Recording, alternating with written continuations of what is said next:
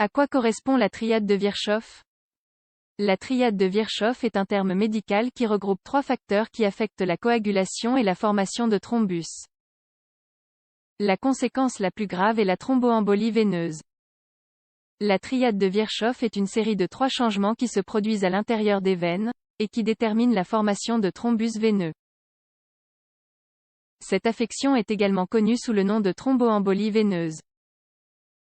Cette triade a été décrite par un pathologiste allemand nommé Rudolf Virchow, il y a plus de 150 ans.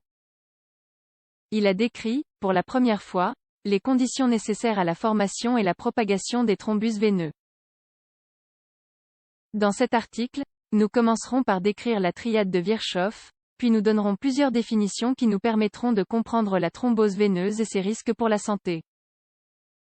En quoi consiste la triade de Virchow? La triade de Virchow comprend 3 changements. Anomalie dans la circulation sanguine, hypercoagulabilité, état qui favorise la formation de caillots ou de thrombus veineux, lésions endothéliales, lésions à l'intérieur des vaisseaux sanguins. Il existe des situations connues sous le nom d'état prothrombotique qui favorisent l'apparition de la triade. Une fois que les facteurs sont réunis, les plaquettes s'accumulent sous forme de pièges qui retiennent les neutrophiles. Par conséquent, les plaquettes et les neutrophiles forment des thrombus veineux. Et tel est ce qui donne lieu à la maladie de la thromboembolie. À quoi correspondent les états prothrombotiques? Les états prothrombotiques sont des situations, héréditaires ou acquises, dans lesquelles la triade de Virchow a de fortes probabilités d'apparaître. Ils se composent de facteurs de risque modifiables et non modifiables.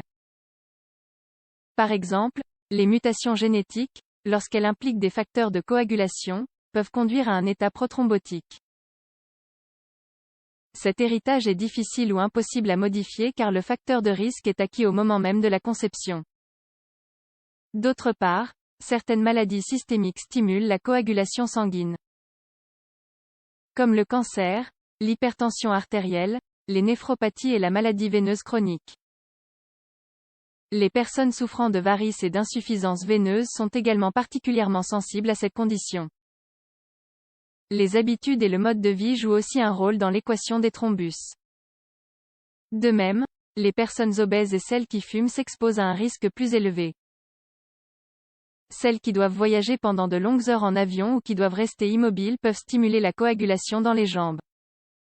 Dans le cas des femmes, l'usage de contraceptifs hormonaux à base d'œstrogènes mérite une attention spécifique. Le médecin devrait toujours évaluer le risque de thrombose avant de prescrire une contraception de ce type. Par ailleurs, pendant la grossesse, la pression de l'utérus sur les veines menant aux membres inférieurs ralentit la circulation. Ce qui favorise également la triade de Virchow. D'autres situations associées sont pneumopathie obstructive chronique, pollution de l'air, traumatisme dans les membres inférieurs, immobilisation prolongée en raison d'une hospitalisation de plus de 48 heures. Qu'est-ce qu'une thromboembolie veineuse?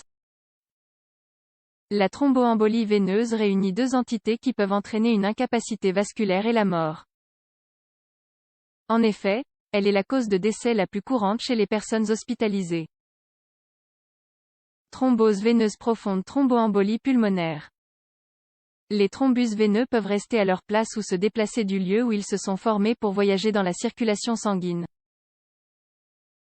S'ils se détachent, ils deviennent des caillots qui, s'ils atteignent le cœur, iront dans la circulation pulmonaire. La thrombose dans les membres inférieurs est la plus fréquente.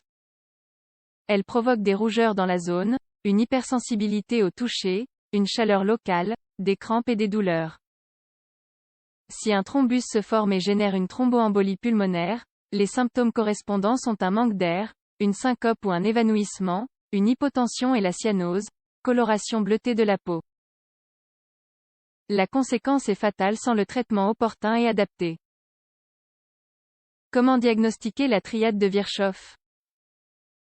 Le diagnostic de la thrombose veineuse profonde est généralement réalisé à travers une échographie Doppler du système veineux profond. Le médecin échographiste examine alors la présence d'obstruction dans le flux sanguin ou évalue la perte de compressibilité dans les veines.